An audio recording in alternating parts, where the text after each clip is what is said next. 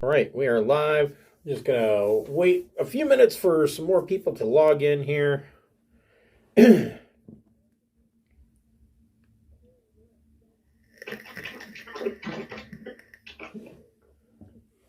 guys are cutting up really bad.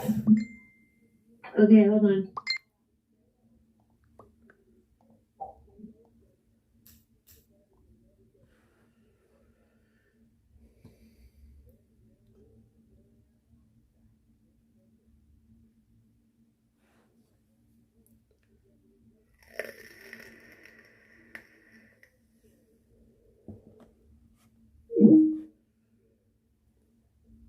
Whoops.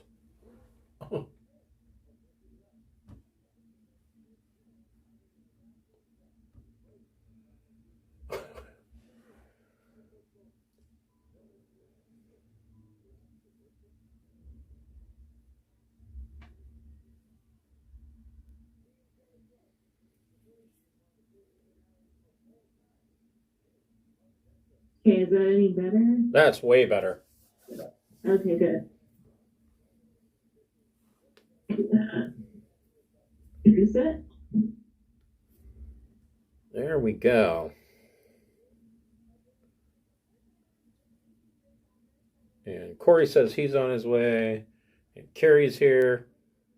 We got the band back together tonight. For real. Awesome. So yeah, I have been on a content creation spree, and I've got so much content for you guys. I probably got content prepared, I would guess, through the end of January, possibly to the middle of February. And all of this content is leading up to the adventure mystery of BT SHT 365, which I wrote, and I am going to be running for you guys as part of Pirates of Drinax. So there will be, I'm going to do some slight modifications to the adventure to more aptly fit what you guys are doing. When I wrote it, it was written more for another group, and so I mean, it works. It's just I'm going to mod it to fit more for your group and what you're doing. So the first question I have is: are you guys cool taking 2 weeks off for the holidays, or did you guys need that midweek break from the holidays to play Traveler on Wednesday nights? I mean, we'll be okay. I think we'd prefer to play, but if people are busy, it's, you know. No, if you guys prefer to play, then we'll just keep going. I mean, I don't have a problem taking a couple hours off on Wednesday nights. Obviously, the Friday and Saturday games have to take their nights off because that's Christmas Eve and Christmas Day and New Year's Eve, New Year's Day. But I mean, you guys were it was kind of questionable. If you guys want to play, we can play. So, yeah, I'm down. I'd like to play if possible, yeah. Okay, well, then we will continue playing through the Christmas break. Actually, I'm thankful for that, too, because I don't know what I'm going to do with myself if I'm not playing Traveler on a Wednesday. So, I might go a little bibbledy. Yeah, it's definitely nice. Well, it's a nice It's little... nice for my mom, too, to hang out with the kids for a while. Yeah, and it's a nice little 2-hour break from reality in the middle of the week. I really enjoy it. Yeah, I think I one of the things I like is two hours is like when we're done, I'm like, oh man, like right there where you still are. Yeah, you still want to keep going. Sometimes my attention span wanes a little with longer sessions. Mm-hmm. Yeah, the 4-hour games when I was doing them, 4 hours for a weekly game is a lot. I mean, it's nothing if you're only playing once a month. I run a game on Sundays that only plays once a month, and it's nothing for me to prep a 5.5, 6 hour game. But when you have to do that every single week or even every 2 weeks, it starts to really drag. But yeah, the 2 hour sessions weekly for Traveler is nice because it's just enough. I can leave you guys kind of on a cliffhanger a little bit, and it leaves you looking forward to next week. So yeah, these are the new Traveler dice, the Dark Knight Revelation dice. Very similar to the TAS dice. It's just that they have an element class cruiser on the 6. And so I'm going to be sending each of you some of these dice. I'm going to try and get them out this weekend. So I don't know that they'll make it in time for Christmas, but here's hoping. And there's going to be a little extra something in the envelope as well. Yeah, they will be heading out probably this weekend. So thank you. Merry Christmas. Merry Christmas to you. Yes. Yeah. This will just make life easier for everybody. So the little extra something is going to be probably bigger than the dice, to be honest. But it is what it is. So I will go ahead and bring us in while we're waiting for Corey to connect. Welcome to the Pirates of Drinax, our Wednesday night Traveler game. We're going to be picking up where we left off last week. Tonight, I am anticipating that this will be the conclusion of the Borderland run. Of course, there are a couple of loose threads that will be clearing up, but the Borderland run adventure as it stands will be cleared up tonight. Before we get started, I'd like to thank the friends of the Greenwater Guildhall. If you're watching on Twitch, scroll down. You should see some tiles there. If you don't see the tiles, click on my profile image and they should pop up. It should be noted that none of these are sponsorships or partnerships. We just really like the products that they put out. And the first on our list is the Speechless Bard. She and her husband make beautiful leather products for your tabletop role-playing games, such as leather covers for your core rulebooks. She has a full line of dice bracelets, leather bracelets that have cutouts of the dice all the way around them. They come in multiple colors and metallics and sparklies and you name it. If you like to show off your nerdiness, many of us do. She also has a dice rolling mat that when you roll it up, it looks like a spell scroll. Just amazing leather works. All of it is customizable to your liking. And she does all of the work by hand, even so far as hand picking the leather swaths rather than ordering in bulk. If you're going to order for a gift or even for yourself, make sure you give yourself a little bit of extra time. She is over in the UK, and so it could take a little while for it to cross the pond. But given the current shipping crisis, I mean, obviously Christmas is right out, but I will tell you that everything that she makes is well worth the wait. Next on the list is the Fable Beard Company.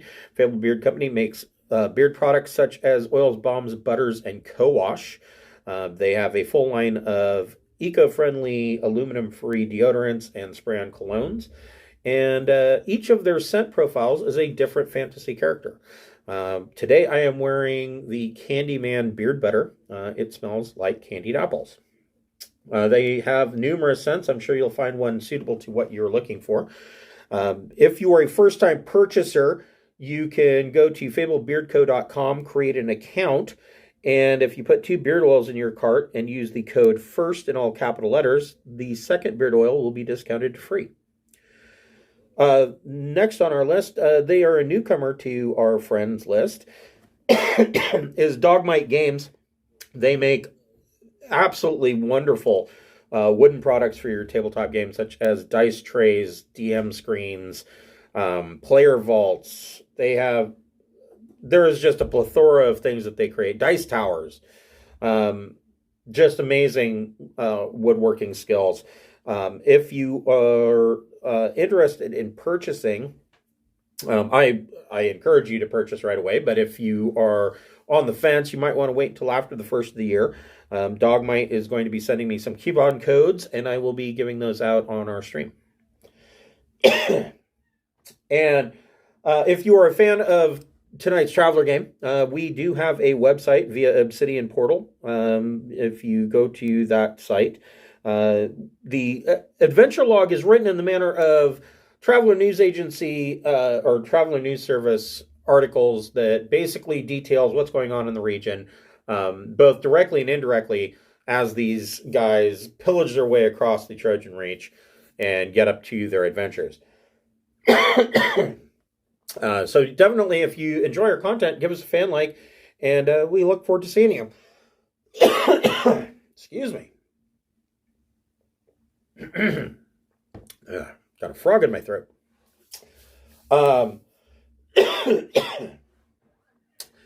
So, where we left off last week, there's Rexar. Hello. So, where we left off last week, you guys had finished up at the world on a rather somber note with Prince of Territorial kind of having a nervous breakdown and busting up the docking bay while his friends just kind of watched because they understand and didn't want to really get involved. And of course, the world was concerned, and so they were going to hold you accountable for damages, and they agreed to you guys trading them your cargo loader bot to kind of pay the debt for damages. And you guys decided that I mean, you only have 12 weeks left. It was gonna be 4 to 6 weeks to get to Birney, where you were going to try and purchase the part to save the reactor on the world. And you've decided that you'll deal with that in a little bit, and you're going to instead jump directly to Tyokh and deposit the prince and close up this whole sordid affair, sordid Aslan affair, and then deal with the world's problem at Birney later. So you guys make your jump. Well, first of all, Ching Shi, go ahead and make an astrogation check to plot your course for the world.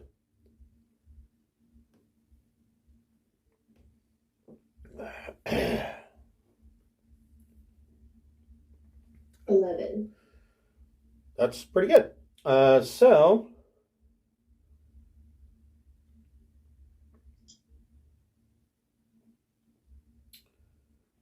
Chief Engineer Keith, go ahead and make a engineering power check. Engineering power plus intellect or EDU, your choice.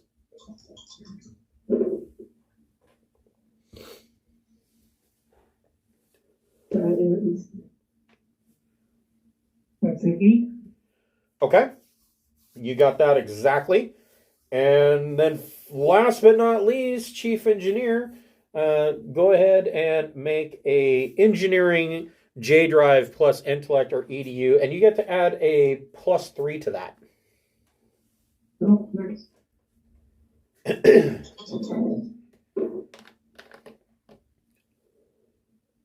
that is 13. All right. So yeah, the lights dim momentarily, and you guys blink out and jump into jump space. So in the week that you're traveling from the world, and I should probably show a map here, just so that you can visualize where you're going to. Let's see here. I think my cat just figured out how to open the door. You know, I printed this map. Yeah, right? In the door. Yeah, well, no, it's not a bad idea. I actually have a map that I don't have enough this apartment doesn't have enough wall space for all the maps that I have, but I actually have the Borderland region map, and it is enormous. But you guys have played, those of you who played at my barbecue, you saw one of the maps out on the table. I mean, it takes up most of the table, and it's just a star map on the table, which is kind of cool. So you're going from the world here to Tyokh there. You'll be in jump space for 1 week. It's only a parsec away. That week that you're in jump space, is there anything in particular that you want to do? Or just kind of lounge and,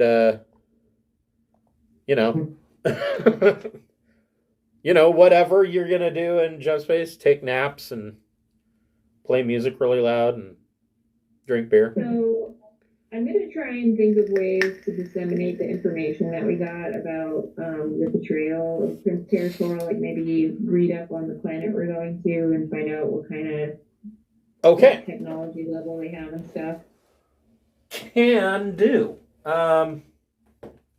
It's funny that you say that, because I just actually was doing exactly that same thing right before you guys logged in. So, Tyokh, let's see here. Tyokh is in the Tliawaha subsector, which is to say, a lot of charts that you're going to see actually still show Tliawaha as being the Drinax subsector. And the reason for that being is that Drinax subsector is its original name from the Sindalian Empire.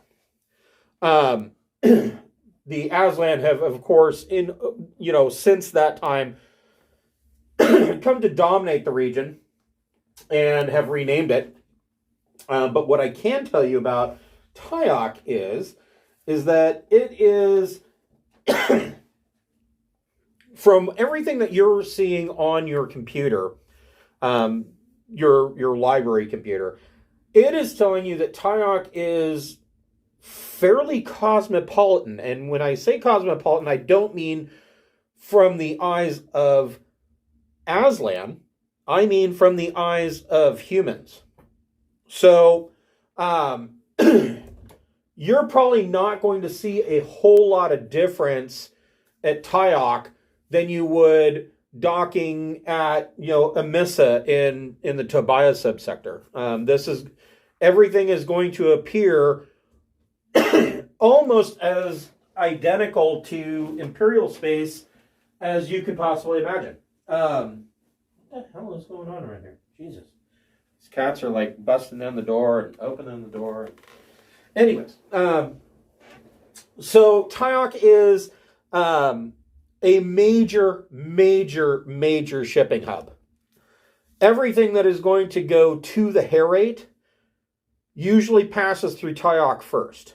And Tyokh would be considered more or less the capital of the Aslan colonies here in the Trojan Reach. And so shipping stuff that comes to Tyokh, basically they jump into Tyokh, they fill out whatever paperwork that Aslan fill out, and then those shipments in a lot of cases are going to then make a jump 5 route across the Great Rift into the Herate. So you're talking big bulk freighters with some of the largest jump drives that you can possibly imagine. One of these bulk freighters, they're going to simply eclipse anything that you guys are flying in. You're talking hundreds and hundreds of thousands of displacement tons in size. And so Tyokh is going to be a busy port. The library computer does say that the city around the starport, the downport, is completely cosmopolitan and pretty much contains everything that most Imperial travelers would ever expect to see.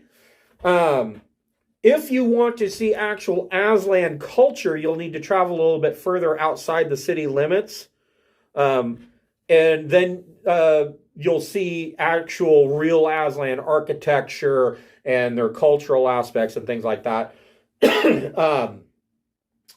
As far as the world itself, Tyokh is a jungle planet, very humid.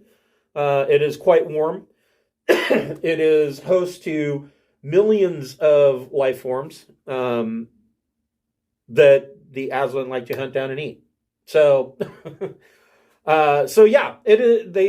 The one of the quotes in there is that if you're from the Empire and you are on Tyokh and you are walking around the Star City, around the Starport, you are probably not. If you weren't aware of where you were at, you would have no idea that you were on an Aslan world, except for the fact that if there's any lull in the noise around you, you will hear the sounds and screams of the jungle off in the distance. But aside from that, it's going to look like every other starport city that you've ever been in. For you guys, it is going to be one of the busier ports that you've seen. I mean, you've seen Tech World. God, I don't know what's going on with it. You've seen Tech World, which was crazy busy, but this is a whole other level. I don't know that any of you, even those that were in the Navy, have seen a port this busy. So, do we know where Princess Territorial will face the execution? Is it far in where the cultural stuff is, or so the port? They have so Clan Iwoe has a enclave in the Star Town around the port. That is where this will presumably take place. But as far as landing and whatnot, Territorial tells you that when you come out of jump, once you have made contact, he will come to the bridge. He will supply you with some diplomatic codes that should get you through the red tape and get you a landing sequence. Cool. So there'll be like computers to put all the information on now. So I don't need to print a bunch of stuff. Right. Yeah, no, the print is dead. Pretty much everything's on PDF now.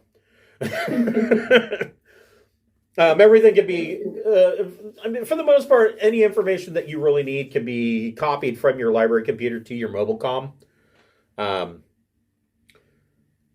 think it should be discussed how you guys are going to present yourselves. What kind of armor and weapons and clothing are you going to wear stepping off the boat? Is a really good question. I don't think I should be wearing the battle dress. Probably not. Go with my combat tech. Go with your what? Combat back. Even combat vac suit would be odd. I mean, a combat vac suit, the fact of the matter is all of you can breathe the air here. So wearing a vac suit of any kind is going to be peculiar. Just take the helmet off? Yeah, you could. I think that you would probably be better off wearing your flex. Well, I don't want to go in there heavily armored. It's not like we're not trying to do it armed insurrection or anything. We're trying to save his life, but if they don't, then we're kind of fuck it, whatever, Yeah, That's how I think we look at our best and try to. I'll just wear cloth, I guess. Okay. Okay, yeah, cloth armor is good. I mean, you can wear, cloth armor. I would say that probably your jumpsuits are cloth armor. Because cloth armor can be made into just about anything. What is going on over here? I don't think we should mention Drinax, because of the history that we learned, where they used to be part of it and then they took it over. Like, they might be not as open to listening if we mention that that's where we're from. So we'll just say that we have a prince. We took a job to escort him here. Okay. But there's important information that you have to see before he gets off the ship, I guess. Okay. So I mean, that's the way I want to roll with it. I don't know if he'll do it though. So he tells you, the prince tells you that there will be an opportunity for you to speak at what he's basically calling his trial, although it sounds to you like the trial's already done. So I don't necessarily know that calling it a trial is the correct term, but there will be an opportunity for you to speak. Okay. So let's see. That'll probably be like a social check, right? it will be diplomacy, social. And would Rexar have any kind of advantage since these are other Aslan, or? Definitely. Rexar will be able to add his territory score to his social modifier plus diplomacy. Then I elect Rexar to be the one to give information over. Okay. And we'll probably act like he's captain while we're on the planet. Let's just smooth shit over. What do you think? Oh no. Okay, fine. I saw this episode of Firefly. All right. So you guys come out of jump, and it is you come out at the 100 diameter limit like you normally do, and the space lanes heading to Tyokh, it's packed. There are ships everywhere, large bulk containers, fighter craft, large Aslan warships, but there is just a large flow of trade traffic going to and from Tyokh. And you are immediately contacted by Tyokh Port Control, requesting your name, or requesting confirmation of your ship ID as Sam's Leaky Bucket, and requesting information on why you are here, what your flight plan is, etc., etc. Should we put a territorial on since he's got the codes? He doesn't want to be on himself, but he supplies you with comm codes to supply to Tyokh Port Control. Okay, so I'll give him the codes and I'll tell him that we took on an escort mission and we plan to land and bring him to the destination. Okay. Plans after that. All right. A female Aslan voice on the other end replies back to please hold for a moment, and she is going about doing whatever it is. There's some Aslan hold music, which basically sounds like heavy metal. And after a few moments, she comes back on and says, she says that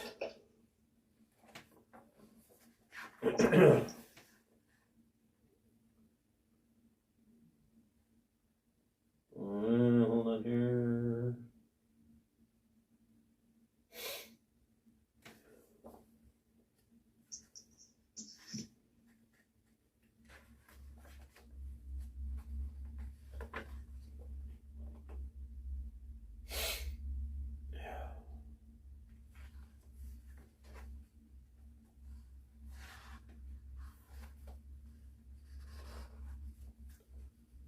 She tells you that she gives you docking coordinates to the Tyokh High Port, and says that you will need to go through an inspection and certification process. Okie doke.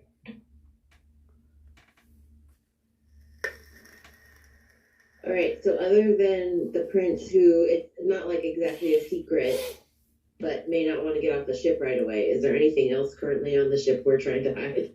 I can't remember. I don't think so. Yeah, I don't- We got all our guns and stuff, but we don't have them like on us. Right. Well, yeah, and we don't have any.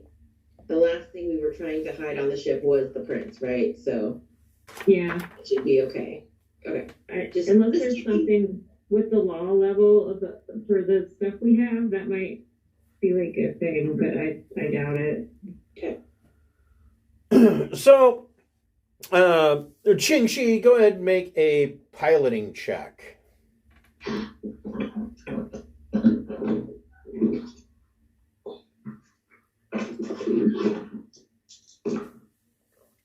15. Yeah, you blew that out of the water. So, Ching Shi brings. Did I get to cut in front? Did I get to cut in front of some of the ships in the shipping lane? Yeah, actually, you do. But you're authorized to do so because, evidently, your inspection and certification requirements are more important than their docking procedures. And so, you maneuver your scout ship around and really the Jabrobi, and you dock it at the high port. Coming aboard, you see and Prince of Territorial is no longer hiding in the cargo hold. He comes out and is in plain sight with the rest of you. He kind of sticks close to Rexar, and the airlock opens, and in walks a female Aslan accompanied by 4 large armed Aslan. They're all carrying Aslan assault rifles. And she basically goes over and gives a complete inspection of your ship. So, and she's accompanied by a second female who is seemingly lower rank. You're not quite sure if she's just lower rank or if she's kind of training to be in the position. It's weird. From your naval experience, you're guessing that she's lower rank, but it almost seems like she's an assistant that's being trained to take on more duties here in the near future. And while the other female is going about inspecting your ship, she goes about asking each of you common questions. She says, where was your last port of call? Is the world, right? Yeah. So she kind of ticks that off on her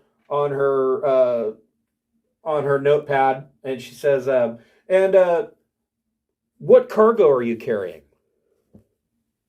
Prince of Territorial.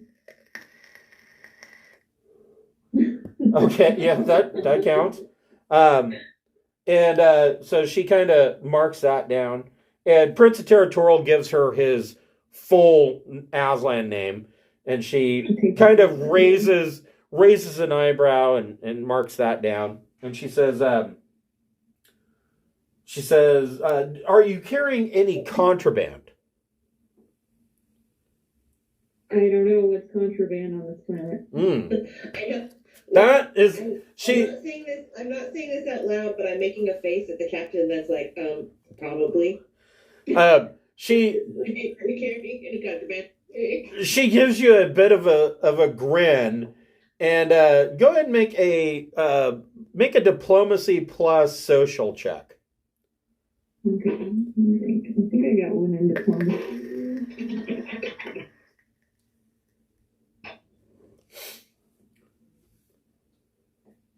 Yeah, I got one. Okay. Sweet 12. She gives you a grin and she kind of looks up and she goes, "That's a very good answer / question, Captain." And she kind of writes that down. She says, as she's about to ask the next question, the older female comes back and she says, "Mark down, they're going to need to be fined. I'm not finding emergency soft suits at all of their duty stations, so they'll need to be fined for that." And they've got some military hardware going on in their cargo hold. Captain, do you mind explaining why it is that you would have battle dress and this kind of equipment? I mean, I also saw that you have, I believe that's a plasma gun man portable. Is that correct? Sure is. It wasn't easy to get the prints here. We were hunted nonstop. It's like, that doesn't seem like standard equipment for a scout ship.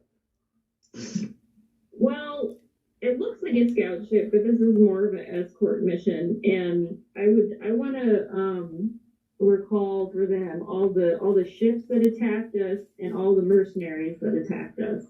Like, we accumulated all this stuff over time to try and get him here. And Let's leave out the part where we liquefy the planet. well, yeah, I mean, Let's- it should We're gonna happen. gloss. You wouldn't take our war trophies, would you? Yeah. So she goes, she says, "Oh, war trophy." She looks at Rexar. She goes, "Do those belong to you?" Sure do. So, Captain, you can make a diplomacy check plus soch with a boon.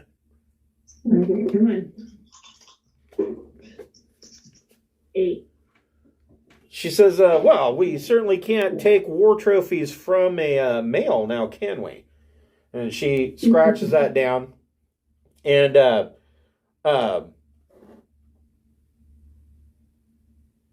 she goes through and she says, "I'm going to put this paperwork through.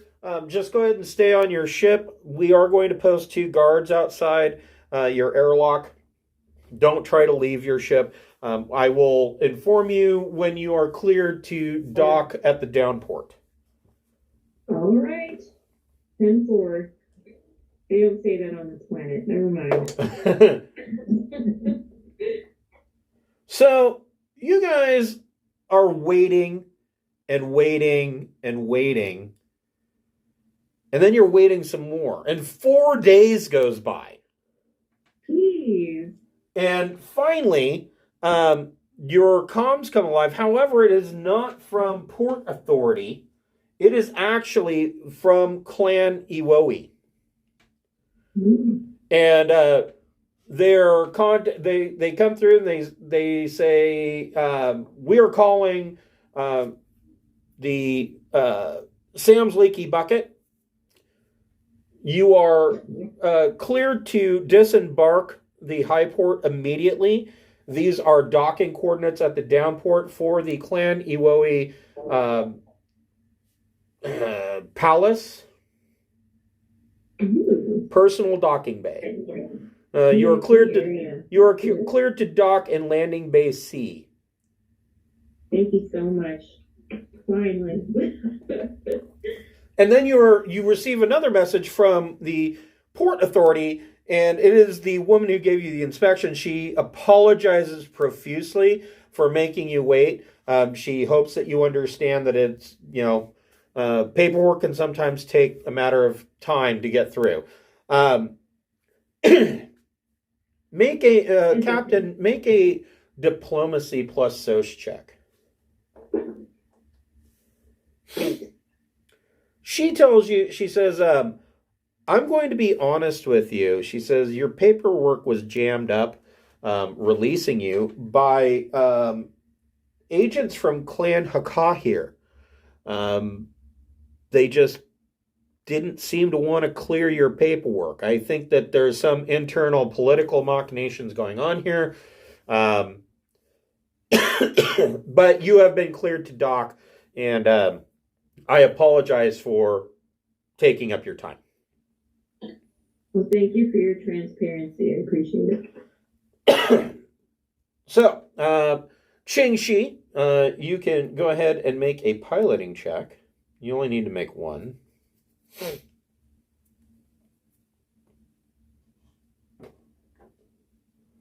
mean, there's always the possibility that you crash, but whatever. 8. What'd you get? An 8. I think that's the lowest piloting roll you've ever made. Yeah. And it's not impressive because with all my pluses, I get to add 5. Well, So- you're still too higher than what you needed. So Is it good? you come in, and as you're coming in, you undock from the high port, which is pretty much in geosynchronous orbit, and you make your way to the planet. And as you're making your way in, you can see the fire coming up around the nose of the Jabrobi as you're coming in, and you finally break through, and you come through the cloud cover, and down below you can see this continent that is just, I mean, even from up here you can see that it is just an endless track of savannas and jungle, but then right on the coastline you can see that there is this sprawling city with a massive starport complex. The library computer tells you that the downport and the high port, for that matter, were originally classified as Class A. However, because so much cargo traffic is coming through, they didn't have berths for all the cargo traffic. And so actually they had to open up part of their shipyard to dock cargo containers. And because of that, the Travelers Aid Society has downgraded both of their ports to Class B. But they have all the amenities that you could possibly imagine. And your docking port, you see that the starport is separated into different clan sections, and you set down in the Iwoe clan section, and it is a lot like docking at a major airport. You set down, you have your own terminal that you can disembark from, and then the concourse itself has all manner of locations that you could possibly want to eat at, including a generic bar. Generic bar and grill is right there on the concourse. What would you guys like to do? Now, you weren't really told. You were told where to dock. Nobody's really here to meet you. Prince of Territorial tells you that if we wanted to stop and get something to eat, that might be agreeable. They will be waiting. So he tells you, he says that there was no need for them to tell you anything further. We'll be making our way to the Clan Iwoe Palace, and we will be met as soon as we leave the concourse. We're going to generics. All right. So you go to generic. Who does any of you have carouse? I do. I have one now. All right. If you have carouse, make a carouse plus charm check. Do I have one? I don't remember. This one? Remember? So Ching-Shi, what'd you get? 10. And I also got 10. okay. All right. Party! It's Girls Gone Wild. How much money are you guys spending? It's kind of hard to spend a lot of generics, isn't it? It's like going That's to true. Applebee's, so, I don't know, like $50. Okay, so you each spend 50 credits, which really isn't that bad. You end up buying yourselves a couple drinks. You meet a couple of people, other spacers there. You buy them some drinks. And you end up meeting an Aslan, who, oddly enough, he's got an eye patch. One of his ears is the tip has kind of been cut off. He's wearing like a black cloak, and he thanks you profusely for buying him a drink, and he raises a toast to you, and he introduces himself as the Alley Cat. I'm immediately impressed with this character. I want him on board. What's his story? He says, oh, you probably do not know who I am. You all seem to be off-worlders. And he looks at Prince Heteratoral, and Heteratoral kind of has this scowl on his face. But Rexar, I will allow you to make a...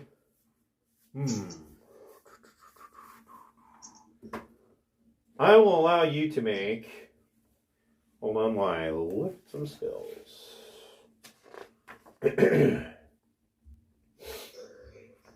Rexar, you can make a... now, just make an intellect check. But you can also add your territory to it. Okay, with territory, it's a 9. Okay. I rolled a 5. You haven't necessarily heard of the Alley Cat, but the next thing that he tells you, he says, you're all off-worlders, so you may not know this, but I am the leader of the Riaha Hilikur. Now, you have heard of the Riaha Hilikur. They are basically Aslan Mafia. They are a black world or a underworld black network in Aslan space, and you have definitely heard of them. You are a Prince when the Alley Cat tells you that he's the leader. Prince Territorial kind of goes, and Rexar, you're like, I don't know that I believe that. But he tells you, he says, I actually have you at a disadvantage, my friends. And I apologize for that in advance, since you already bought me a drink. But I know that this strapping lad is Rexar. I know that your pilot is Ching Shi. I know that you are Captain Beth Smith, and I know that this is your chief engineer, quite the chief engineer, I might add, Keith Clark. And I know that you are no mere scouts, and that this is not your normal ship. He says, I believe I am correct in assuming that you are privateers for the new up-and-coming Kingdom of Drinax. Am I correct? Yeah. Excellent. That is fortuitous for both of us. You see, I have something that you want, and you have skills that I might need. Go on. He says, you see, the Aslan people, there is a spice. It is called dust spice. It's like the Terrans used to have MSG. It is the flavor enhancer. It goes on everything. Aslan, we love it. Synthetic dust spice is not that good, no? We prefer the real thing, the real dust spice that can only be brought in through Third Imperium shipments on the trade networks. I would like for you perhaps to borrow one of those shipments and supply it to me. Really? And how much would that be worth to you? An incalculable amount.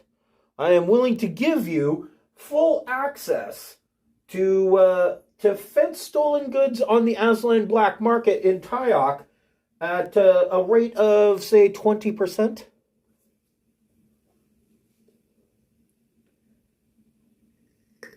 Okay. Does anybody have broker? So, I mean, 20%, you fence something that's worth $1 million and you're going to get 200,000, which actually for a fence, that's actually pretty good. Oh, okay. I thought this was a deal where we wanted to haggle or something. I mean, you definitely should haggle. I would. Yeah, so if we did haggle, which scale would it be? I'm just trying to figure out, is Qingxi the one who does it? Or So you're going to want to do a broker skill. So I just have +1 broker. Yeah, I don't have any plus. So I think Qingxi's the one to try and haggle. Okay. 20%, you say, huh? I don't know. I mean, we've already got people in Aslan tribes that we're connected to. I don't know that 20% is terribly enticing. I don't think you have people like my people. But I don't know. I mean, if we got the goods, I think we can move it ourselves. But I don't know.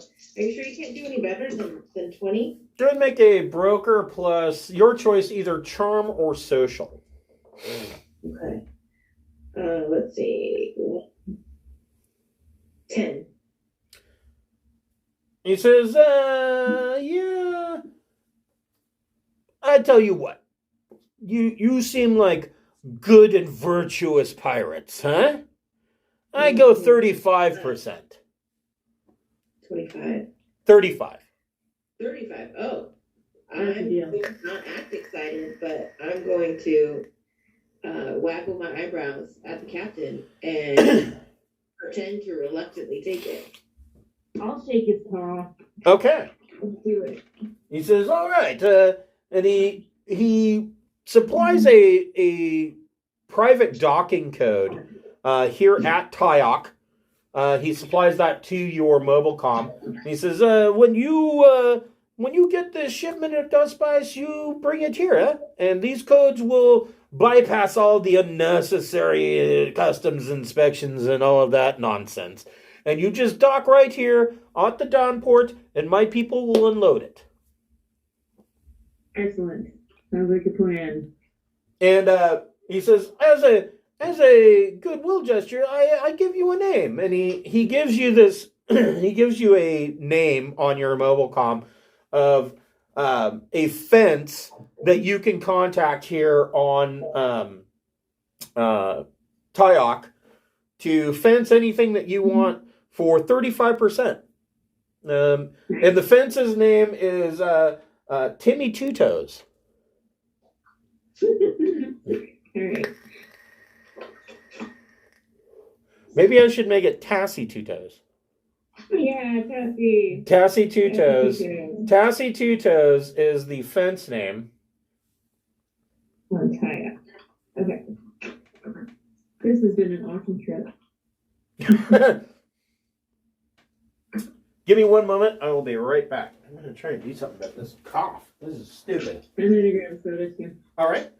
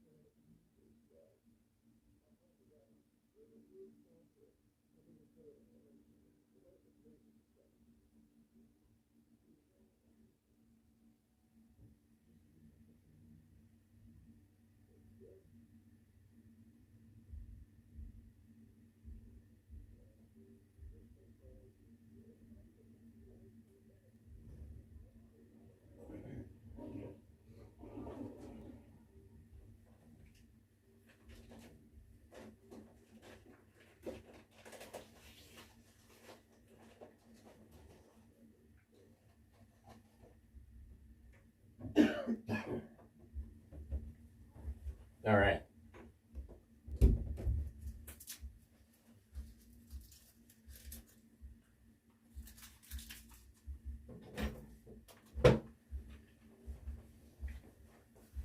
Luckily, I thought ahead and I bought Rucola, which I like anyways because they're delicious. Oh, did we lose Corey? He said his Wi-Fi went down. Oh. So, you guys make your contact and you make your way out of Generic Bar and Grill. And you make your way to the end of the concourse. And at the end of the concourse, you see that there is what appears to be, I mean, for what you can describe it as, a Aslan Royal Guard. They are in ceremonial armor. They are standing in a dual set of lines. There's 20 of them, 10 on each side. And standing in the middle is a female, and she steps forward and she greets Prince and Territorial as they come, or as you come up. And she is speaking in Tyokh, which is the Aslan language. And she then, you see Territorial turn and put his, or he holds his hands forth, and he is actually bound with binders. And she turns to you and she says, "There's nothing to worry. The prince has done his duty and continues to do his duty as an honorable second son. I assume that you are his traveling companions." And the prince turns to her and he says, "They are my friends." Oh, that's so sweet. And she says, "As honored friends, you are invited to come to his trial and be witness to his honor." All right. The procession then leads out, and the 10 royal guards are on each side, and she and the prince are in the middle, and you guys are kind of at the back of the whole thing, kind of trailing behind. And you're walking down this long concourse towards what can only be described as a palatial complex And it's not like a noble complex that you would be used to in human space. All of the buildings have these weird, well, not necessarily weird, but there are no sharp edges. Everything is rounded in an organic manner. Like the building, if it were out in the wild, like it would fit in with the jungle around it. And you'll see these walls, everything is covered in these murals.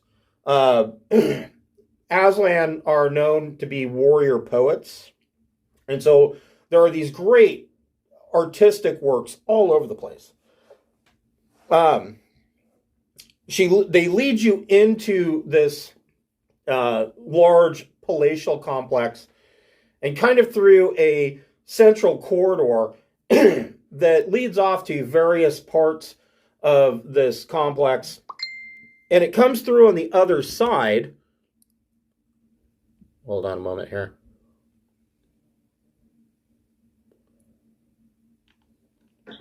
So plan B is Keith Clark gives the evidence, but he speaks the Aslan language with his weird vocal cord alien thing he swallowed. That's plan B. Okay. Okay.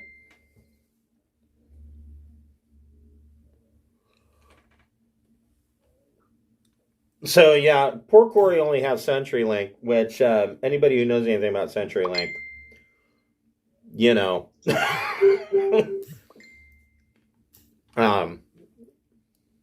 Might as well. I don't know. He'd probably have better luck if he attached a soup can and a string all the way across the town and ended here. It'd probably be a more solid connection than CenturyLink. Oh, that's too bad. Yeah, it does. It sucks.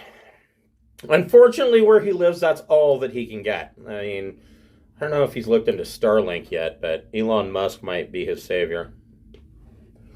So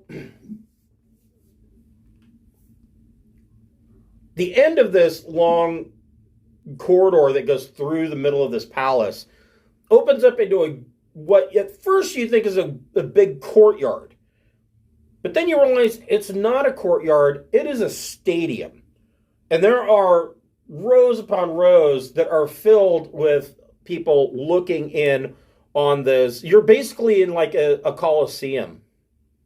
And you come in, and the guards take their guard positions, and there's a central dais at the top, and you see this older Aslan male standing up there with numerous advisors and guards.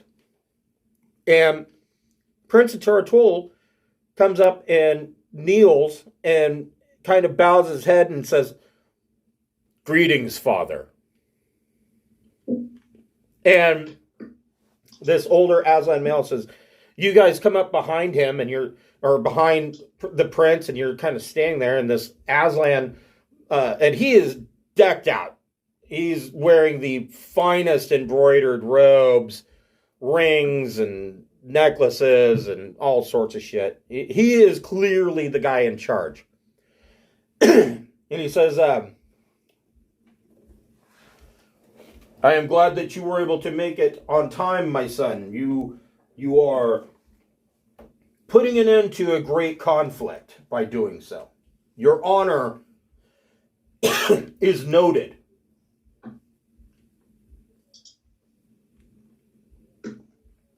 He says, How do we express our displeasure without starting a interplanetary event? without starting bloodshed, how can we? But I want to have choice words for this dude. I guess just like stand really bitchy, like cross your arms or something. Tap my foot, go full Karen, and tap my foot like. Yeah. So Speak to the manager. the territorial presents himself to the crowd and then waits silently. His father speaks quietly to an aide, who descends the steps and approaches the honor guard.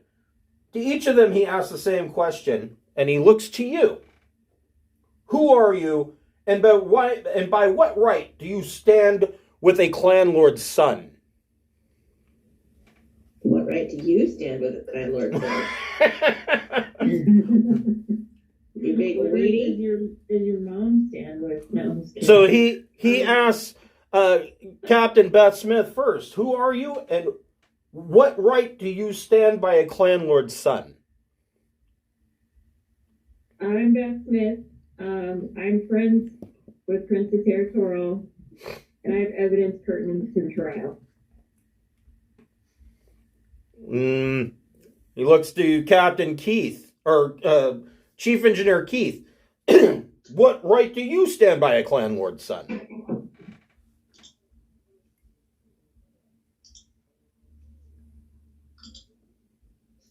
You're a friend. Yeah, I am his friend, and I support Prince of Territorial. And he turns to Bring it. Ching I Shi. dare you. What right do you stand by a clan lord's son? I have flown through the planets of this galaxy, keeping his guard and watching his back, and I do not intend to stop now. Oh, Nice. Yeah, that's pretty good. yeah, it was.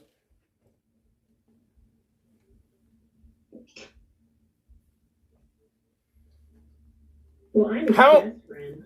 How are you guys dressed for this?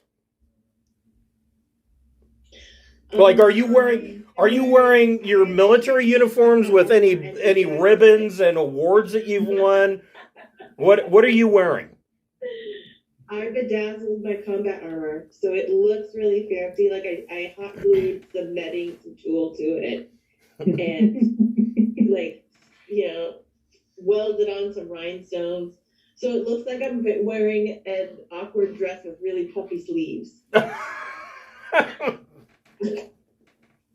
I'm gonna wear. Daring anybody to say anything. I'm gonna wear the weird 2,000-year-old Navy uniform we found. Yeah. Okay. Be like, this is how humans dress. It's normal. It's vintage. Yes, yeah. There you go. What about Keith? To go as vintage, but I was thinking of a naval uniform as being appropriate, like somewhat altered. Okay. It's not, imperial naval.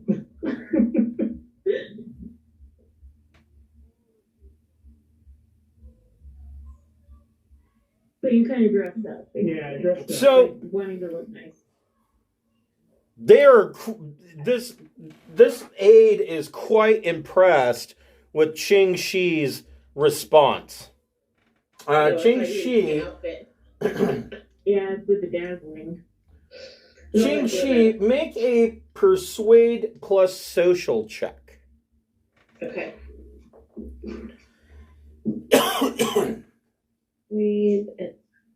And actually, you can add +3 to that for your rousing response.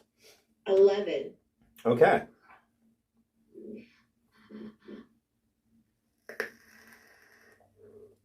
So, coming from around the back of the dais where Territorial's father is, you see this, for an Aslan, fairly good-looking guy wearing simple flex armor on a shoulder pauldron.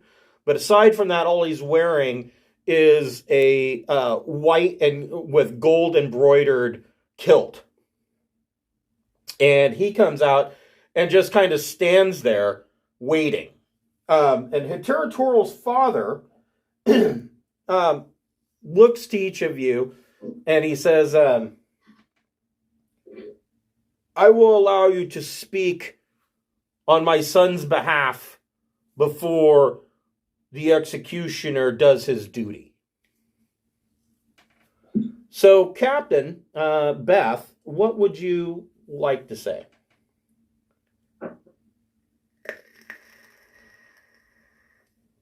Or which one of you wants to deliver this, deliver your speech, rather? I The mean, bombshell. yeah. Well, yeah, is there, could we have rigged some sort of projection Like I want to pop the thumb drive into a projector and like play it. Or spread it around or something. Yeah. Like this slideshow that plays at the wedding reception that shows that the groom cheated on the bride. Like that. Yeah, your mobile. You can put your mobile comm up into like a holographic. I mean, it's small, but right. It would definitely show what you're Like, talking about. The people on the dais to see. Yeah. I don't So, know, what do you think, Captain?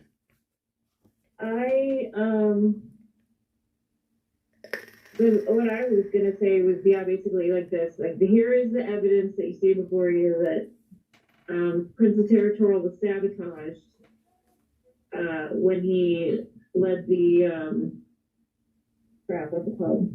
The raid. The raid, when he led the raid. And don't we have the location of the betrayer too? Yeah, we do. yeah, he was on sync. The saboteur is this guy who lives on sync. And Fyo. the crowd gasps. So, yeah. So make a persuade or persuasion plus your soch. You get to add +3 to that, and you get to make it with a boon. So take the 2 highest rolls. Captain.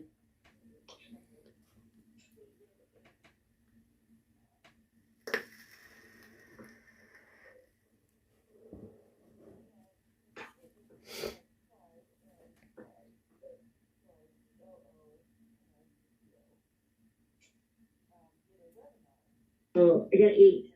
Okay. I know. So Heterotoral's father turns to everybody make a recon plus intellect check. I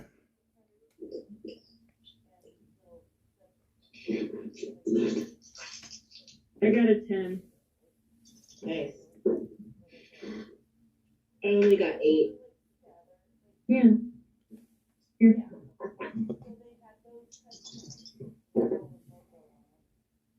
All right.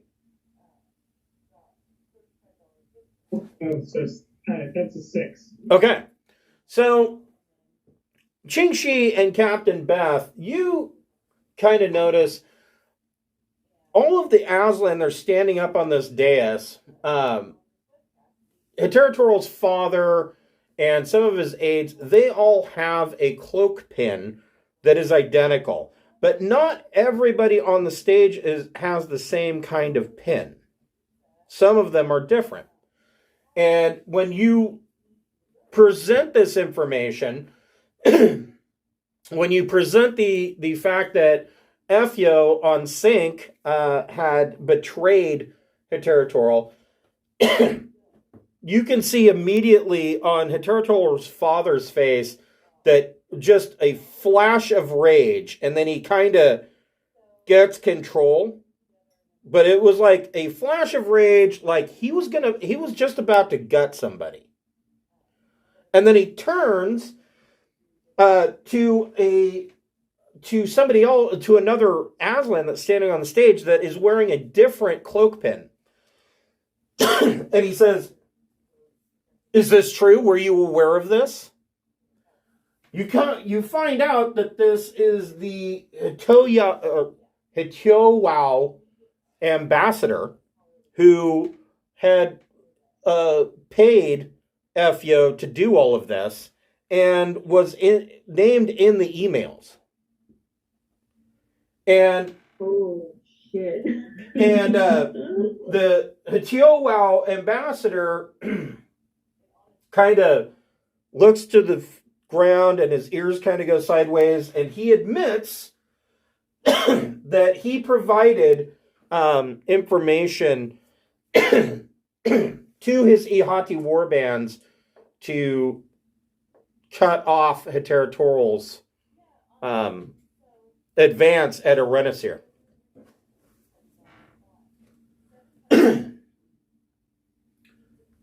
Hitchowao has been leading the charge for war against Clan Iwoe. He is the reason why Hiteratorial had to be brought here for execution.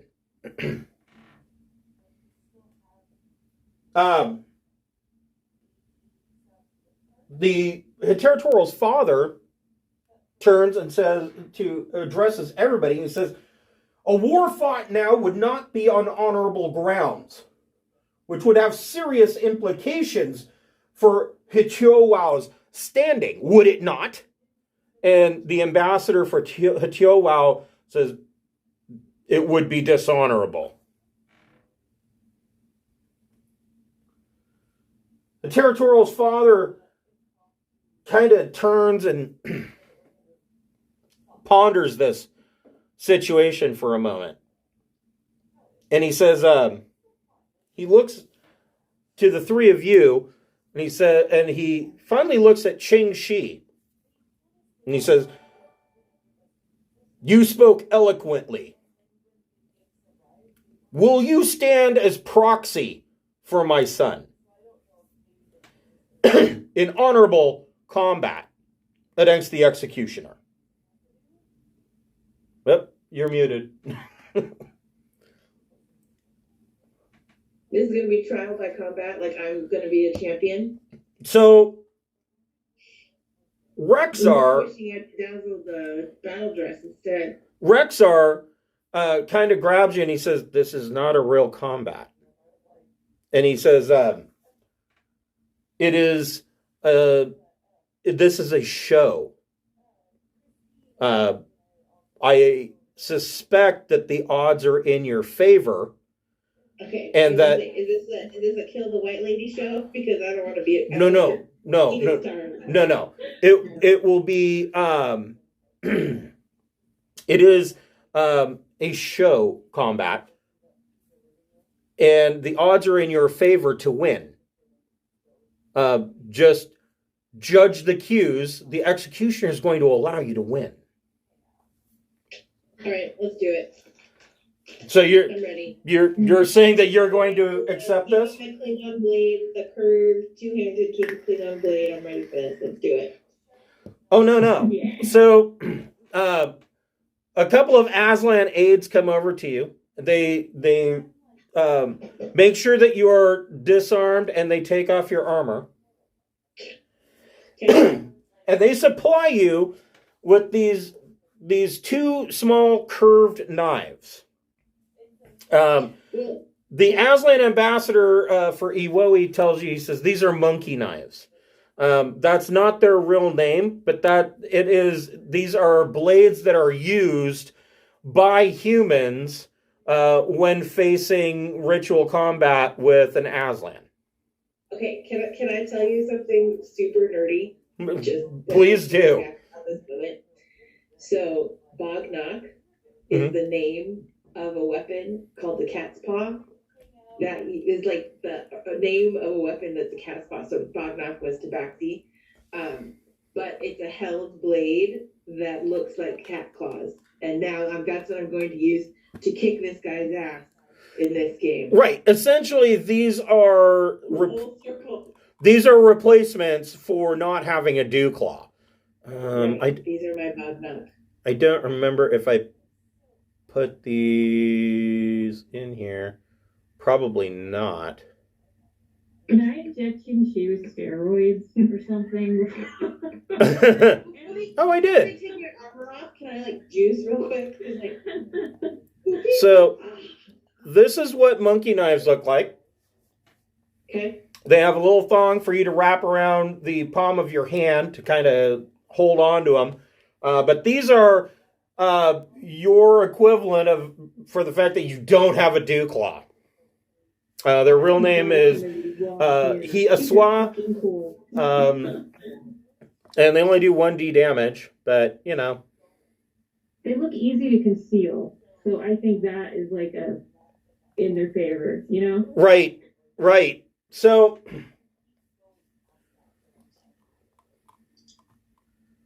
Here, that's a link to an actual Bognock. They look a lot alike.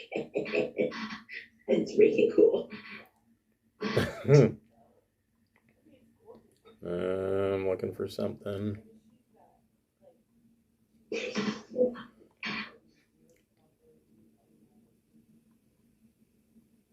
Okay, so you said that So- they do 1d damage. They do. Oh, I see the stat. Well, guess what? I have +1 for blade. Sweet.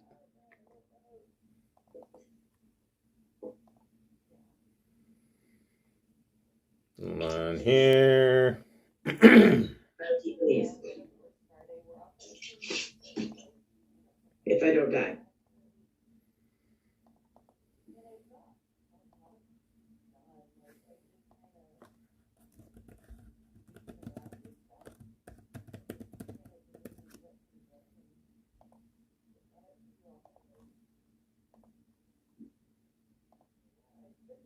Do I need to roll?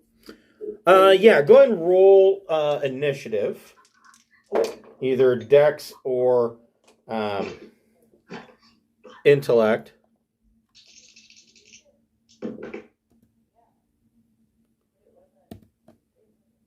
5.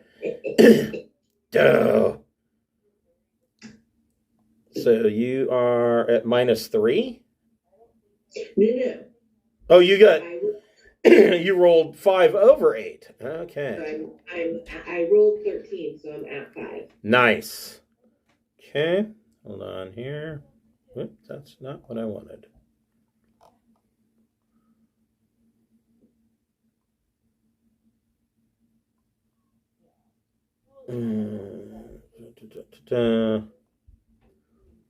I have a picture for this, and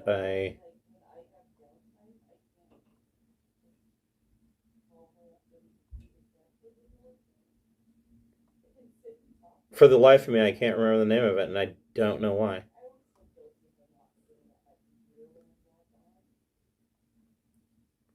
Dum dum dum dum dum dum.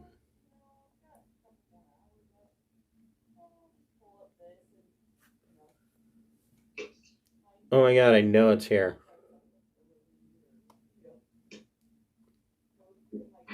I think I'm gonna have to go through this and delete some stuff because I got quite the pile here. You're over prepared now? I am.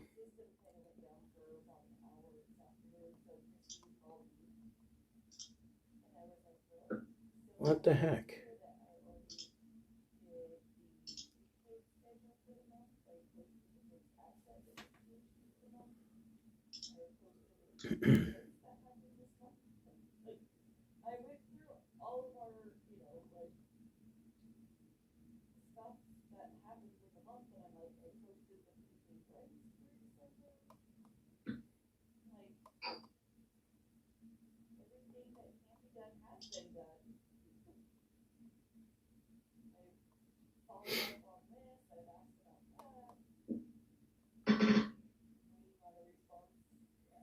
I can find the damn monkey knives, but I'm trying to find this.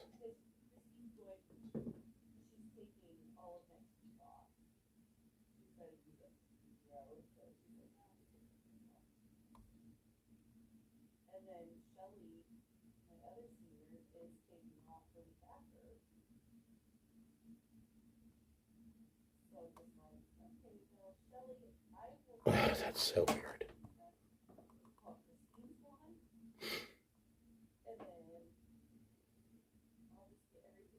All right, well.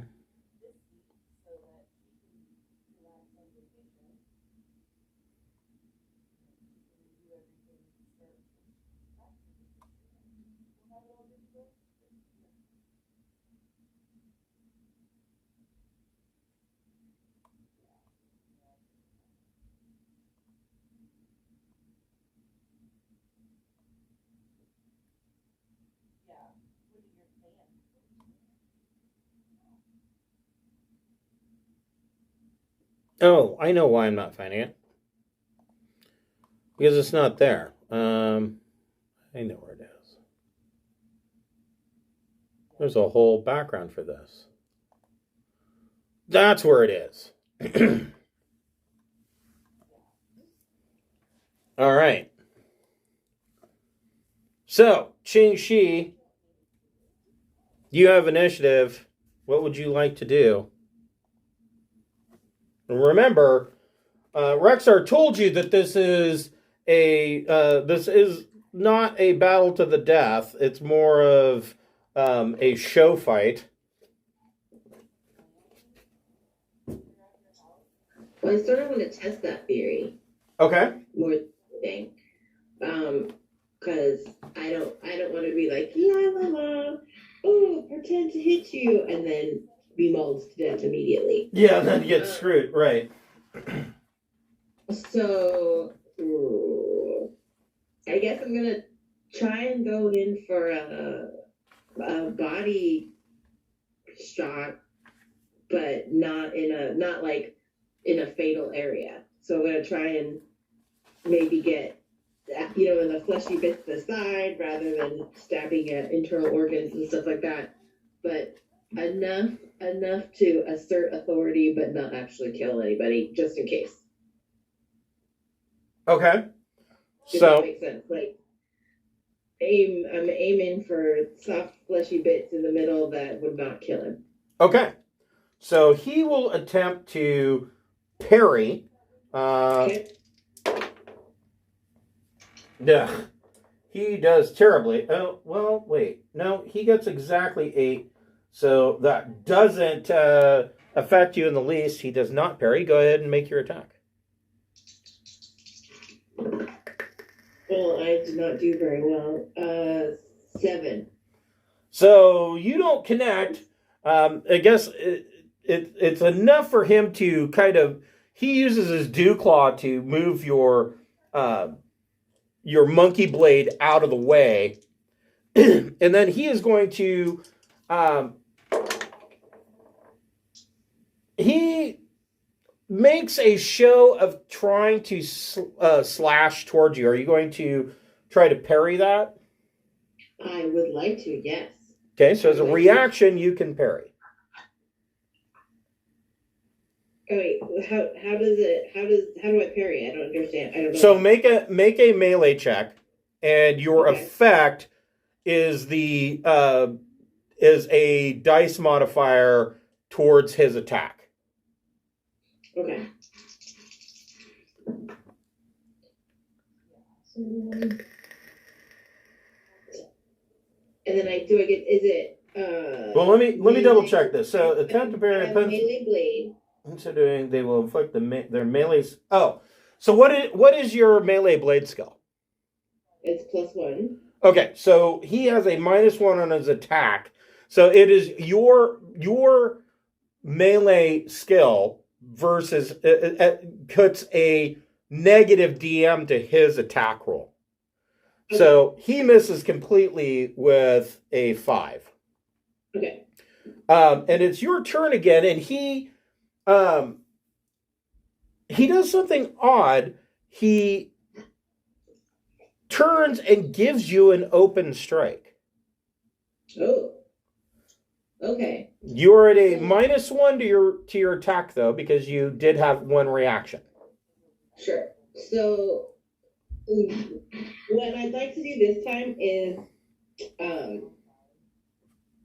since the blade really comes out at one side of the hand, right? I like to punch him with the blade hand, but not with the blade. So okay.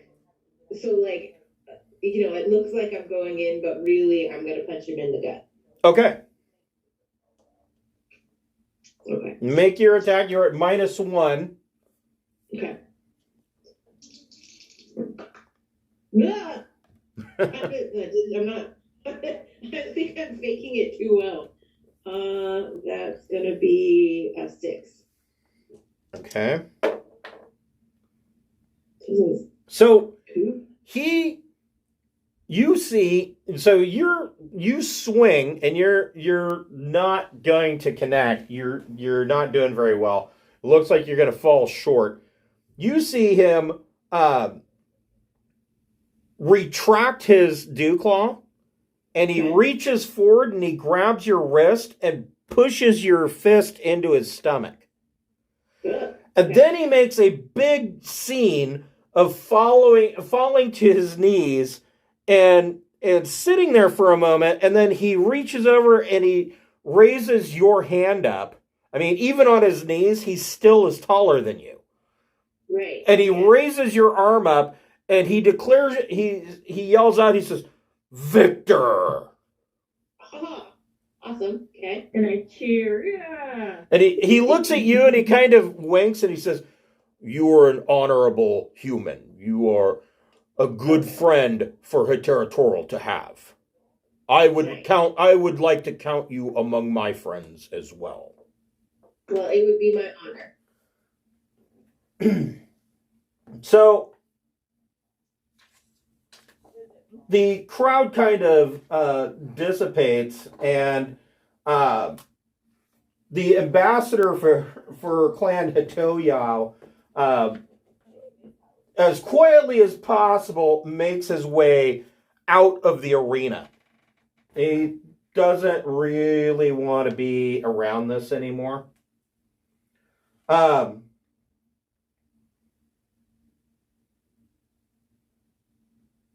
Wait, who is it that's trying to sneak out? The ambassador for Hitoyao, who was kind of trying to... We should stop him. Well, yeah, but Iwoe is not going to press the issue. Okay. Things are... I mean, Aslan diplomacy is very weird. But Sure. at this point, you have averted war. If the Iwoe on the dais are letting him go, then I guess we let him go. Follow their lead. Hetero comes up and he says, "My friends, I have no words that can convey my gratitude towards you." And his father comes down and says, and backs up his son, says, You are great friends of the Iwoe. If anything is needed that the Aslan can provide, Clan Iwoe would like to help you in any way that we can. Yes. Heterotoral says, "My friends, I must go to spend time with my family. But if there's anything, if you are in this sector of space again and you ever need my help, please send a message." And he gives you Clan Iwoe clan codes to get a message through that basically counts as using the clan lord's codes. If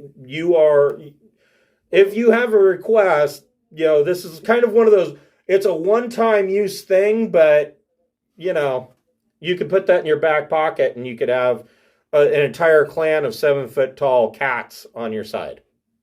Sweet. I got a favor from the scouting people and from them. That's great.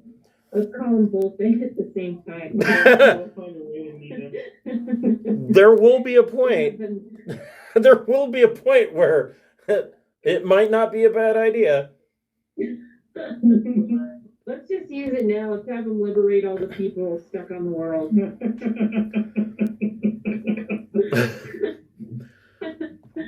So you guys, you have some time available to spend on Tyokh. Is there anything in particular that you would like to do while you are on Tyokh? What if I'm a monkey blade? You want to buy the monkey blades? I want to buy one for myself. Okay. I want to keep the one I used in the fight if I can. Yes, you can. And you don't have to buy them. They are given to you freely. Yeah. Oh, cool. Both of you. Actually, all three of you can have them. These are stats for the monkey blades. Actually, let me click that again. There you go. Those are stats for the monkey blades.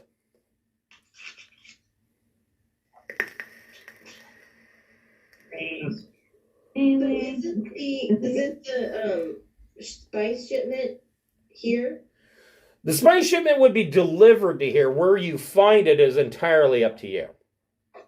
Oh, I thought we needed to lift it while we were on planet. This is its destination. Correct.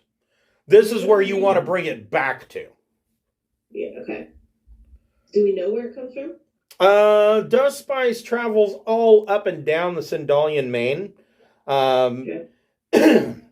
Good chances are that you would be able to find it by pirating numerous ships. Okay. So one of the sessions where you're gone, we went to the world, and it's like this space station that doesn't have any windows, and all the tech is from like 2,000 years ago, and the people inside think that that's like the whole world inside there. The whole universe. Yeah, and they need like their reactor fixed, so we got to try and find a replica from that time. But I really want to kind of rip the Band-Aid off and see what happens. Like if I have the chance. Make all the people go crazy. Yeah, because whenever I ask people there, they're like, "Oh, I don't think they can handle that." And I'm like, "Well, what would happen?" You know, and nobody really knows. So, that was an exciting storyline for me for sure. But Spice is good too. If we head back to the world, do you think we'd encounter? I mean, if it's in the shipping lanes, is the world? So the world. So I will bring the map back. Yeah. I think we're supposed to go to Bernie to try and get the reactor thing. So like super vintage. Oh, okay. Yeah, you could go back to Drinax too. I mean, that's an option as well. I mean, Birney's closer. But the thing that you discovered about Birney is that Birney is the last vestiges of the old Sindalian Starguard. And so Birney is flying around ships. Some of their ships are of makes and models that are 2,000 years old, although most of Birney is mostly more modern than that. But if anybody would have it, it would probably be them. The other and the port control or the Governor Ulk of the world told you. So to describe to Carrie. So the world is a space station, and there is a small section that is completely segregated for off-world traffic, for trade. That's where they get a lot of their food, of course, oxygen, things like that. But there are, as you're going through, there are sections that are completely closed off, forbidden for you to go any further, because they don't want the rest of the population to see that other people exist. The people that are living on this space station think that's all there is. And so the problem came about in that a power regulator on their 2,000-year-old Second Imperium Rule of Man reactor went tits up, and they're like, we need another part. And the part, because the reactor is in the segregated population, it cannot be anything else. It has to be manufacturer, make, and model, even if it's 2,000 years old. Okay. Because if anybody sees it and sees newer tech, they're going to be like, what is this sorcery? Right. Okay. So that's the story with the world. So, I mean, honestly, Keith is right. Better than Birney would be to go all the way back to Drinax. Well, it seems like, I mean, depending on how pressing the need on the world is, I mean, like, if their station's dying, then we got to take the shortcut. But well, let's see here. So Drinax is here. 1, 2. So in the course, excuse me. 1, 2, 3. And so if you were rushing, you could do this in 4 weeks. If you did standard route, which is much more comfortable, it would take 6 weeks. How long does the reactor have? They didn't really give you a time frame. Keith, go ahead and make a engineering power plus intellect check. Or it's an energy regulator, not a reactor. Oh, sorry. My bad. My bad. 10. So on a 10, you know that this reactor or this energy regulator, it could go south. I mean, you're guessing that if it's 2,000 years old and they haven't had any new parts, you can only imagine the amount of duct tape and, soldered wires and paper clips that you're going to find down there. You're guessing that it could go anywhere in 3 weeks to 5 months. But they are aware that it has a problem. Okay, so if worse came to worse, It's kind of like when you hear a hard drive that starts making that sound, that sound, and you're like, well, I've got the data backed up. Do I buy a new hard drive now or do I wait until it dies? How long does it have? I don't know. It could go tomorrow. It might go 6 months from now. It's loud in the meantime. So if it did go, would they evacuate the people or would they let them die right there? Because it'll break the brains or whatever. You don't know. Yeah, I don't know. If we're passing by, maybe I should ask. I should have asked that when I was there. So the other advantage to going back to Drinax is we could get our Harrier back, and that would make it a lot faster to get back. That is true. Yeah, that's a good point. And yeah, you're right. We should do that. We don't have to pretend to be a scouting ship anymore. So let's get our good ship. Yeah, I agree. Okay. All right. So are you... Debrief the king as far as what we've been up to might be a good idea too. So you are paid, and I need to figure this out. Hold on here. So 1.5 times 2. Oh yeah, we got paid for bringing him back, right? Yeah. So you get a bonus for getting him here so early, and Prince of Territorial's father pays you a bonus as well. Oops.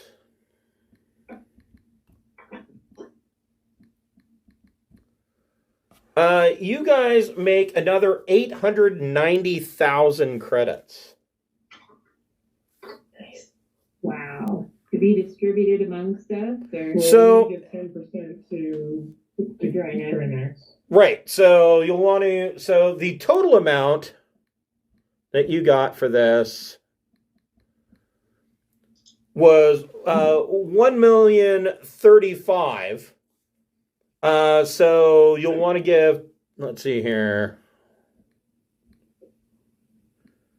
Wait, that's a lot of zeros. There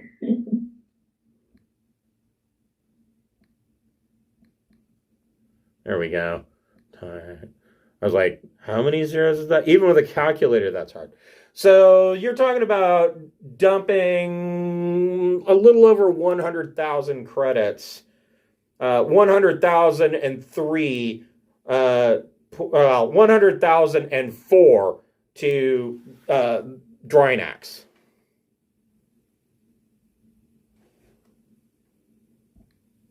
Does that? So the 890s that we have left over, right?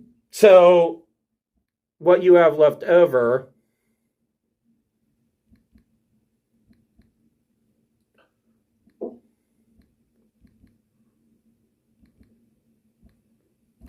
you would have 900,031 credits left over.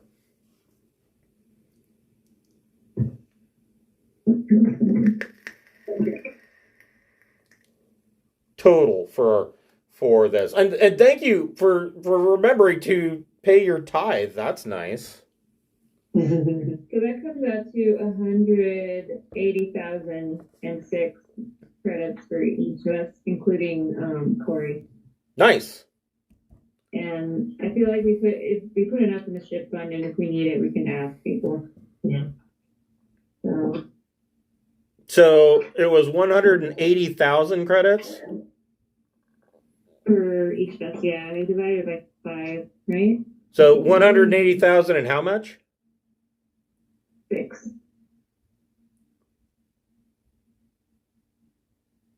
No, wait, I should be dividing it by 4, shouldn't I? God damn it. This why I shouldn't be in charge of math. Okay. Well, I can do that too. Okay, that's 225,000. Okay. Jeez, we're loaded.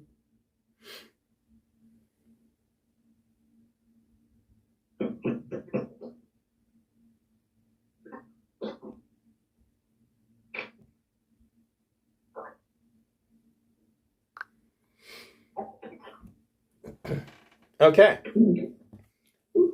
So you spend the next. So my question then is: are you going to hurry back to Drinax, or are you going to take the 6 weeks? I'm gonna leave that up to my astrogator and engineer because I don't have too much of a preference. Well, if we hurry back, we're gonna go through this Itero. Yeah, you could go through Katiroa and jump to Drinax from there. Yeah, you get there pretty quick that way. Is that I think was not So, thinking about in that route, location. well, in that route, you could get there in 5 weeks if you're hurrying. is there anything dangerous about the route? Well, you're still in Aslan space, but you don't really know much about Katiroa. I'm okay with it if you guys are. Yeah. Space sucks. It's like, why spend more time on it? So, you guys jump. You come out of jump space in Katiroa. There is no, there's no ice flow here or really any gas giant for you to get any fuel from. So you're going to have to land. Ching Shi, go ahead and make a piloting check.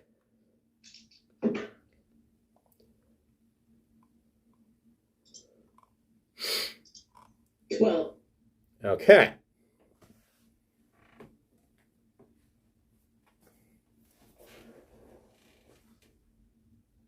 You have no problem, and you are able to dock. And hold on here.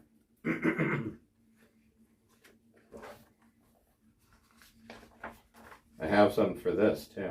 I didn't expect you guys to go this route back, but that works.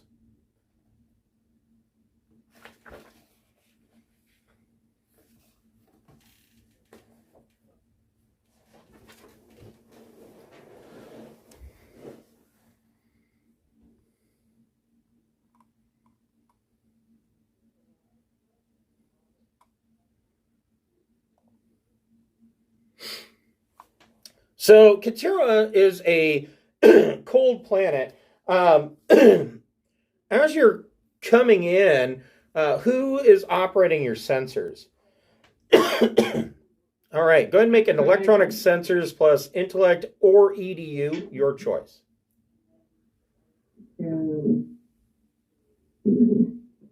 Okay. Holy crap. 18. Holy shit. Okay. So you get a lot of information coming back from this. So first of all, you find that Katiroa is a frozen ice ball. It does have some atmosphere, but at the very least, you're going to need respirators and cold weather gear or a vac suit. I mean, that kind of solves all of that. But even bigger than that, your sensors blip up, and you see there are hundreds of ships coming and docking and landing on the planet's surface. And your 18 is clear that these are mostly Aslan scout ships, There are some larger craft. Nothing really, there's nothing bigger really than 1,000 tons. The bulk of everything is in the 200 to 600 range. But yeah, there's a lot of ships coming in. And you receive a radio call from Katura Downport requesting information and your purpose for being here. We need to refuel. The comm kind of goes static for a minute, and then you see a female Aslan kind of, or actually you see a male Aslan come up, and he says, you want to refuel at my downport, huh? All right. You are cleared to land at docking bay 7. And Xingxi, what'd you get on your piloting check? Or did you make it? I did my last piloting check. I got 12. Okay.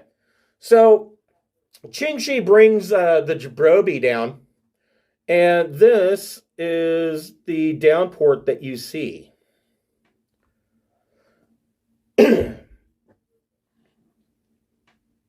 If you're wondering where I got this image, it was created by an AI. Neat. Yeah. It's very cozy. Yeah. So this is the downport, and you see this would be a Class D downport. There's no quote unquote docking port. There is an ice shelf where you can land with some lights and a beacon. You see around the edges of this docking port, you see this banner.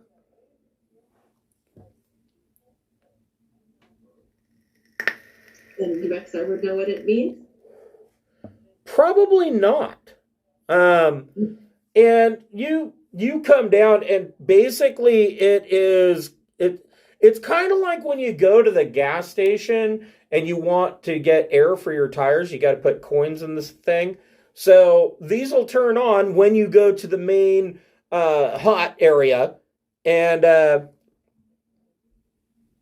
pay them, and then they'll turn on the fuel. And basically the fuel is lines going into melted ice caps that are then going to be through a fuel processor. So they're basically cracking ice and filling your fuel tanks with hydrogen. And so you go to the main icy hut here, and you see this basically small, like Minute Mart style kiosk, and you see an elderly Aslan woman. She's rough looking. She's wearing like coveralls with wrenches and stuff in it, and she turns and looks up at this big Aslan male, and he comes out and he goes, "Hello, my name is Utia. I have a proposition for you."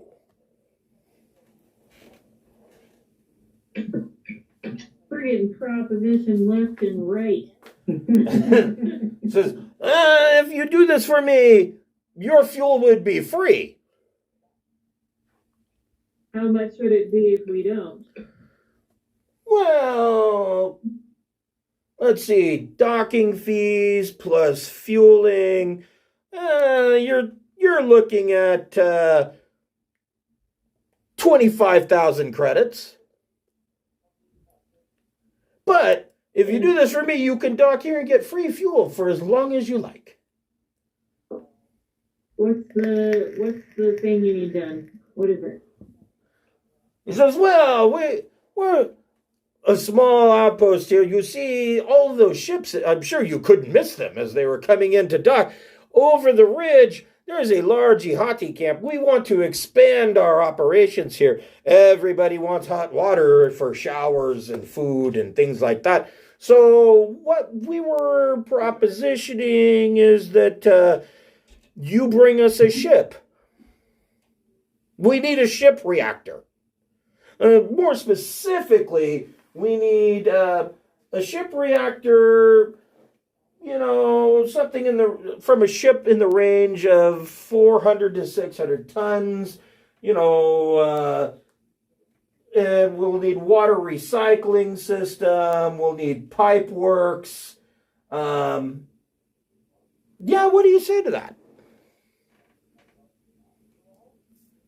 And ship from where? That's entirely up to you. Yeah, We're supposed to hijack one. exactly. Play around. We're supposed to hijack one. He says, well, I mean, that's entirely up to you. I mean, you could bring one from a shipwrecking yard if you want. There's a shipwrecking yard back at Tyokh, actually. Yeah, but we need the fuel. Well, we'll refuel you now, if you agree to do this, as a measure of good faith, of course. And he turns to look at the female, and she just kind of nods to him. And he goes, yes, we will refuel you now. I want to confer with my crew about the decision. Okay. Does anybody have anything to say? I don't know. I mean, I know that I'm sure we're supposed to take this adventure, but I'm just thinking, like, if this slows us down to help the world, like, if I'm given the choice of saving 25 grand or well, I mean, obviously he's not in a hurry. You can go and steal something and come back. You've got time, evidently weeks, because it's at least a week, 2 weeks to Tyokh, because you got a week in transit, a week for refueling and whatever. And if you're stealing a ship from their shipwreckers, there's 2 weeks there. So there's at least, there's 2 there and 2 back, or at least 1 back. So there's at least 4 weeks there. So what if he refuels us and we go to Drinax and we take a ship from Drinax instead? That's entirely up to you. Because maybe Weren't we supposed to hijack a ship for spice? Oh yeah, we are supposed to hijack a ship for spice. We could drop it off there afterwards. Right.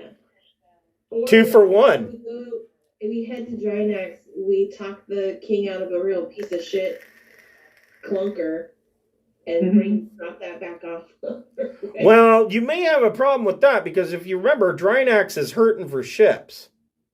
But surely there's a beater. In fact, Admiral Rax was really pissed off that you guys got the Harrier, because he wanted the Harrier for his personal flagship. We did recruit a ship that one time, though.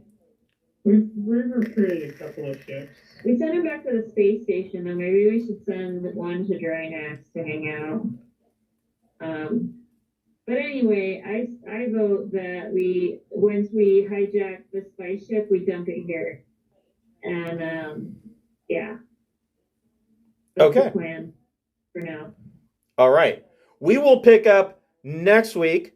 We won't be taking a Christmas break. We'll pick up next week, and we will kind of fast forward to your pirating career. Yay! That's a good game. Enough of this saving people bullshit. Right. Let's Yep. Let's be bad guys. Finally. All right. I will see you guys next week at 7 o'clock on Wednesday night for Traveler Pirates of Drinax. Have a good night, guys. Thank you.